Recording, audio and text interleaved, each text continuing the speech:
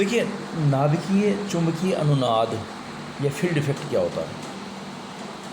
पहले तो हम ये देखें कि नाभिक जो अपनी धुरी पे स्पिन कर रहा है उसकी गति किस प्रकार की होती है। अभी हमने देखा है कि नाभिक को हमने एक छड़ चुंबक की भांति मान लिया है, जिसमें से बल रेखाएं जैसे पीछे बताई गई थी यहाँ पे। तो देखिए आपको इस तरह से ये बल रेखाएं बताई गई, इस तरह से नाभिक में बल रेखाएं निकलती है, छड़ चुंबक और ये नाभिक है। दोनों को हम कंपैरिजन कर सकते हैं, दोनों लगभग एक जैसी सिचुएशन है। अब आप देखिए इसमें कि नाभिक जो होता है ये जब गति करता है तो अपनी एक्सिस पर स्पिन करता है। देखिए एक्सिस पर जो स्पिन करता है, इस स्पिन की तुलना आप एक लट्टू जो होता है हमारा, आप में से कई लोगों ने देखा होगा या नहीं देखा होगा, तो आपके पेरेंट्स ने ज़रूर देखा होगा। हम लोग बचपन में बहुत खेलते थे उससे। लट्टू होता है ऐसा, उसका मैं चित्र बताता हूँ। देखिए आपको ये इस तरह से एक लट्टू होता है, लकड़ी से बना हुआ। तो इसमें यहाँ पर एक कील लगी हुई है, देखिए यहाँ इस जगह, और इधर एक भी कील होती है, और इसके चारों तरफ यहाँ पर रस्सी के लपेटे होते हैं, ऐसे लपेट करने के लिए लपेट कर सकते हैं। यानी यूँ धागा जो है यहाँ यूँ यूँ यूँ यूँ पूरे पर लिपटता पूरा धागा, और जैसे उसको यूँ ज़मीन पर फेंकते हैं हम लोग, ज़मीन पर इस प्रकार से ज़मीन पर इस हाथ से यूँ फेंकते हैं ऐसे, तो वो क्या करता है अपनी जगह पर ऐसे ऐसे गोल गोल घूमने लगता है, स्पिन करने लगता है ऐसे। ये स्पिन करता है, यूँ स्पिन करता है ऐसे एकदम वर्टिकल यूँ इस तरह से। और वो स्पिन करते करते क्या होता है, थोड़ी देर बाद ऐसे यूँ स्पिन करता हुआ लहराने लगता है ऐसे। आपने देखा होगा इस तरह का। अगर यूँ नहीं तो आप एक किसी चक्री को अगर आपने चलाया होगा, जो किसी आलपिन में फंसी हुई एक चक्री है, उसको आप इस तरह से अगर चलाएंगे तो वो भी देखना, इनिशियली अगर आप जब शुरुआत करेंगे उसकी, तो वो ऐसे एकदम सीधी स्ट्रेट लाइन में घूमेगी, फिर यूँ घूमती घूमती घूमती घूमती ऐसे ऐसे लहराने वाली गति करती है। इसको हम कहते हैं गायरोस्कोपिक मोशन, पुरस्सरण गति। यही पुरुषण गति कराते देखिए। और इसी का इसमें हमने होना बताया। देखिए आप ये लट्टू जैसे नाभिक है, या ये लट्टू है, लट्टू की बात करें, लट्टू एकदम ऐसे वर्टिकल था, बिल्कुल ये वर्टिकल लाइन पे लट्टू घूम रहा था ऐसे, ये यूँ। और अब क्या हुआ कि ये लहराते हुए ये एक्सिस हो जाती है इसकी, इस तरह की एक्सिस बन जाती है, और ये एक्सिस में ऐसे घूमता है लट्टू। यहाँ आएगा फिर यहाँ, तो ये वो कभी इस जगह से गुजरेगा, कभी इस जगह से गुजरेगा, कभी इस जगह से गुजरेगा, कभी इस जगह से गुजरेगा। तो ये लहराती हुई गति, और इस गति को हम कहते हैं गायरोस्कोपिक मोशन या पुरस्सरण गति। घूर्णस्थापी गति भी कहते हैं, पुरस्सरण गति भी कहते हैं।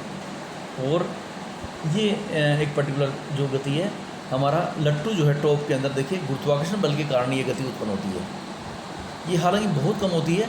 स्पिन करने वाली जो गति होती है स्पिन की, वो गति बहुत तेज़ होती है, और उसकी तुलना में ये पुरुषण गति ऐसे देखिए, बहुत धीरे धीरे धीरे धीरे यूँ यूँ यूँ आगे चलता हो, ऐसे लहरता हो।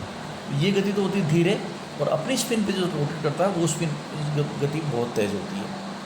और ये गतियाँ सारी देखिए उसके लट्टू के बाहर आकार आदि पे डिपेंड करती है। ऐसे अगर हम बात करें तो नाभिक की बात करें तो नाभिक का बाहर कितना, उसमें न्यूक्लियॉन्स कितने हैं, स्पेशली प्रोटॉन्स और न्यूट्रॉन्स की संख्या, क्योंकि मास वो तय करते हैं, और उसकी साइज़ कितनी, कितने न्यूक्लियॉन है उसमें। न्यूक्लियॉन की संख्या बढ़ने से नाभिक की साइज़ बढ़ेगी। तो इस प्रकार से हम उस चीज़ पर डिपेंड करते हैं कि डिफाइन करते हैं कि वो किस तरह की गति करेगा, कितनी गति होगी, उसकी फ्रिक्वेंसी क्या होगी गति की। तो ये हमारा आरोपित वायुचुंबकीय क्षेत्र के प्रभाव में पुरुषण गति होती है। ध्यान रखना आप, यदि हम इस तरफ से एक स्ट्रॉन्ग मैग्नेटिक फील्ड रखेंगे तब ही ऐसी गति होगी। अगर स्ट्रॉन्ग मैग्नेटिक फील्ड हम इसमें नहीं रखते हैं तो इस प्रकार की कोई गति यहाँ पर नहीं होगी। देखिए आप, ये इस चीज़ का ध्यान रखना आपको, उसके अभाव में ये नहीं होगी। और घूर्णनस्थापी लट्टू के अंदर गुरुत्वाकर्षण बल के कारण वो जो गति हो रही है वो इसमें हो रही है। यहाँ देखिए गुरुत्वाकर्षण बल रेस्पॉन्सिबल है, ध्यान देना आप यहाँ पे, बहुत अंतर है दोनों में। नाभिक और लट्टू की आप कंपैरिजन कर नहीं सकते, केवल हम कर रहे हैं यहाँ पे उसकी मोशन जो है, उसकी गति है, उसका कंपैरिजन कर रहे हैं। मास बाई मास अगर आप कंपेयर करें तो नाभिक और मतलब उसमें आपके लट्टू में तो बहुत ज़मीन आसमान का फ़र्क है। नाभिक को आप किसी भी तरीके से देख नहीं सकते, उसको देखना असंभव है। ये बात आपको किसने बताई? हाइजेनबर्ग ने प्रमाणित करके बताई कि नाभिक को देखना असंभव है। पर उसके विखंडन करने के और बहुत तरीके हैं। वो माइक्रो लेवल पे होता है, नाभिक का विखंडन भी करते हैं हम लोग, जब देख नहीं पा रहे हो फिर भी उसका विखंडन कर रहे हैं, और विखंडन करके न्यूक्लियर फिशन रिएक्शंस जो करवाते हैं, इससे हम इलेक्ट्रिसिटी प्राप्त कर रहे हैं। तो नाभिक की जब बात आएगी तो बाहर से उसको स्ट्रॉन्ग मैग्नेटिक फील्ड देना होगा, तब वो प्रसारण गति करेगा। जबकि हमारा लट्टू केवल और केवल गुरुत्वाकर्षण बल जो उस पर लगता है उसकी वजह से ही प्रसारण गति करने लगता है। अब देखिए, इसको हम दो प्रकार की चक्रण अवस्थाएं वहाँ पर हो सकती है। इस चित्र को ध्यान से देखिए आप। ये हमारी अनुपयुक्त चुंबकीय क्षेत्र, यानी बाहर से जो हम स्ट्रॉन्ग मैग्नेटिक फील्ड लगा रहे हैं उसमें देखिए मैग्नेटिक फील्ड क्यों लगा रहे हैं हम, ये भी आप जान लीजिए। जिस फ्रिक्वेंसी पर हमारा रेडियो चलता है,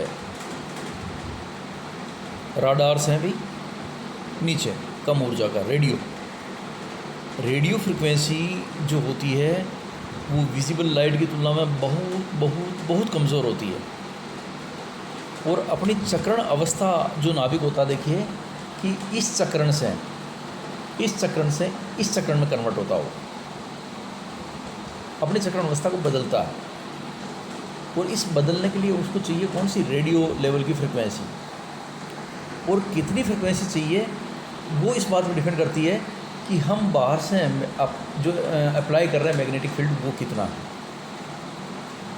आप मैग्नेटिक फील्ड जितना अप्लाई करोगे उसी के अनुरूप यहाँ पर चक्रण अवस्था यानी अनुनाद होता है। इस चक्रण से इस चक्रण में कन्वर्ट होना, चक्रण इन्वर्जन करना, और ये कहलाता हमारा रेजोनेंस, नाभिकीय चुंबकीय अनुनाद। कि एक चक्रण अवस्था से दूसरी चक्रण अवस्था में नाभिक क्या करता है? चक्रण करता है, रेजोनेंस कर, चक्रण को इन्वर्ट करता है, बदलता है, रेजोनेंस करता है, अनुनाद करता है। और वो कब करता है? कि जब हम बाह्य चुंबकीय क्षेत्र लगाते हैं। कितना चुंबकीय क्षेत्र लगाएं, किस रेडियो का आवृत्ति का रेडियो फ्रिक्वेंसी का इसको रेडिएशन देना है, ये दोनों बातें हम आगे डिटेल में पढ़ने वाले हैं। फिलहाल आप ये समझें कि दो प्रकार की चक्रण अवस्थाएं नाभिक की होती है। एक तो है समान दिशा में, समान दिशा से अभिप्राय क्या है? बाह्य चुंबकीय क्षेत्र की समान दिशा में। और एक है बाह्य चुंबकीय क्षेत्र के विपरीत दिशा में। देखिए ये नाभिक का चक्रण तो आ रहा है इस तरफ, और हमारा बाह्य चुंबकीय क्षेत्र का चक्रण की दिशा है इस तरफ। और यहाँ पर आप देखिएगा, अगर आप इसमें देखते हैं इसके अंदर, तो इसकी दिशा भी ऊपर की तरफ है और बाह्य चुंबकीय क्षेत्र की दिशा भी ऊपर की तरफ, दोनों की दिशाएं समान होती हैं। समान और परस्पर विपरीत दो प्रकार की दिशाओं में चक्रण कर सकता है। अब देखिए, दोनों चक्रण अवस्थाएं निम्न प्रकार हो जाएगी। उच्च ऊर्जा हो जाएगी कब? कि जब परस्पर विपरीत है। बाह्य चुंबकीय क्षेत्र की दिशा ये आपके सामने दिख रही है, ये, और उच्च ऊर्जा का विपरीत चक्रण जो होता है उसकी दिख रही है ये, और समानांतर चक्रण की दिख रही है ये। कि जब इलेक्ट्रॉन का नाभिक का चक्रण घड़ी की सुई की दिशा में है, प्लस हाफ है, और बाह्य चुंबकीय क्षेत्र की दिशा भी वही है, तो वो चक्रण कम ऊर्जा स्तर पे ही संपन्न हो जाएगा, क्योंकि दोनों एक दूसरे को इन्फोर्स कर रहे हैं। तो कम ऊर्जा पर वो चक्रण संपन्न हो जाएगा। लेकिन यदि आपका नाभिक है, उसकी डायरेक्शन तो है इस तरफ, और बाह्य चुंबकीय क्षेत्र इस तरफ है, तो ये वाली चक्रण अवस्था प्राप्त होगी। कौन सी? उच्च ऊर्जा की। और जब दोनों की चक्रण इस तरह से समान है, ये इसकी चक्रण अवस्था हो गई और ये चक्रण की दिशा हो गई, तो कम ऊर्जा पे ही चक्रण संपन्न हो जाएगा। ये बात है। तो दो प्रकार के यहाँ पे चक्रण होते हैं और इसी को हम चुंबकीय अनुनाद कहते हैं। देखिए, क्योंकि यहाँ से यहाँ जा रहा, बदल रहा अपना स्पिन, इसको हम रेजोनेंस बोलते हैं। और वापस ये क्या होगा, इसमें लौट आएगा, अधिक देर तक ऊपर नहीं रहेगा, यूँ जाएगा और वापस यहाँ लौट आएगा। इसको ये रेजोनेंस हो गया, अनुनाद हो गया। इसी को हम नाद की चुंबकीय अनुनाद कहते हैं। देखिए ये स्लाइड थोड़ी सी ऐसे ही करता हूँ इसको।